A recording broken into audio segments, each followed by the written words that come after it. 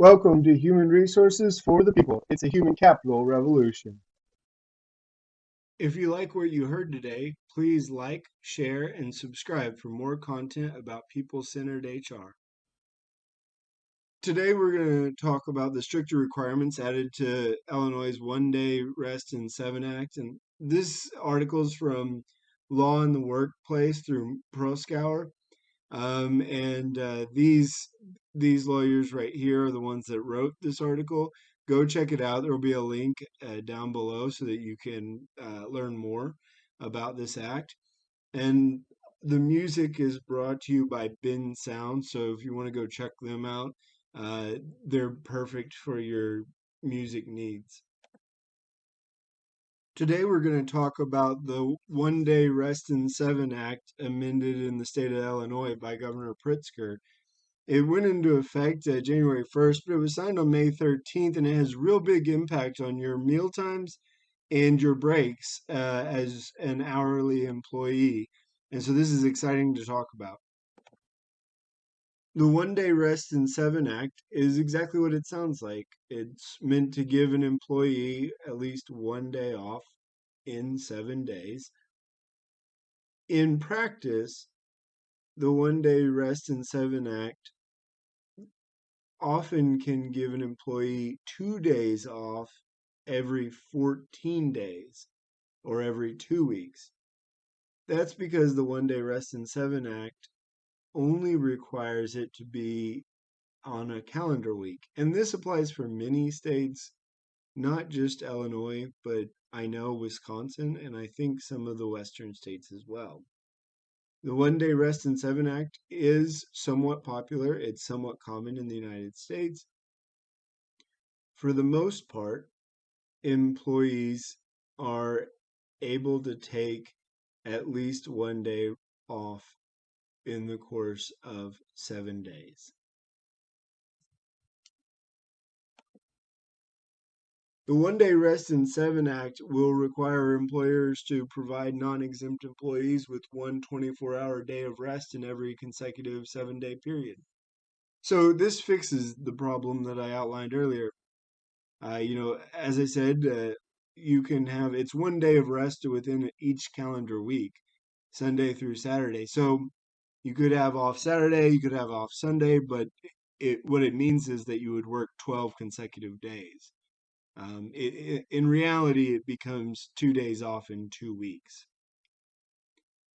Once this amendment becomes effective, then it follows the intent and the intention of the law, which is to give employees one rest off every 7 days in the course of a 7-day period, regardless of where it is during the calendar period. The other change to ODRISA came with respect to meal breaks. As it stands, employees get a 20-minute unpaid meal break for every 7.5 hours that they work. But the amendment stands that if they work an extra 4.5 hours, they should get an extra 20 minutes of unpaid meal time. As a result, an employee is required to get 40 minutes of unpaid meal breaks in the course of a 12-hour time frame. This is fairly important. A lot of employees work 12 hours. If they're on the DuPont schedule, they'll work 12s, for example. And especially our important heroes of healthcare and so forth, they work a lot of 12 hours. So this means a big change potentially. I will say that this will probably encourage many employers to go to 10-hour work days or stay with 8, and that could create additional employment opportunities for some employees.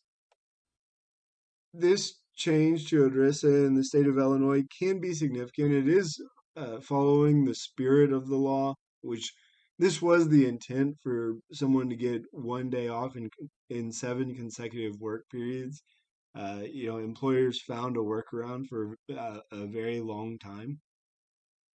Uh, the the one valuable thing that could come from this is the increased employment, which we already face labor challenges as it is in this country. So I'm not sure if that is a benefit to the American worker.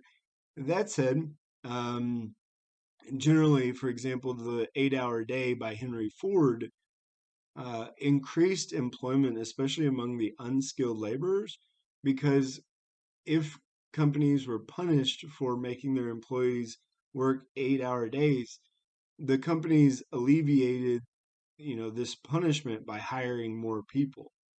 And so as the days got shorter, the employment grew further, especially for factory work and service industries. So this could have a good impact on the American worker. As I said, industry is already facing challenges with respect to employment. So the impacts may temporarily be harmful, but there is some value here for the American employee. So what do you think?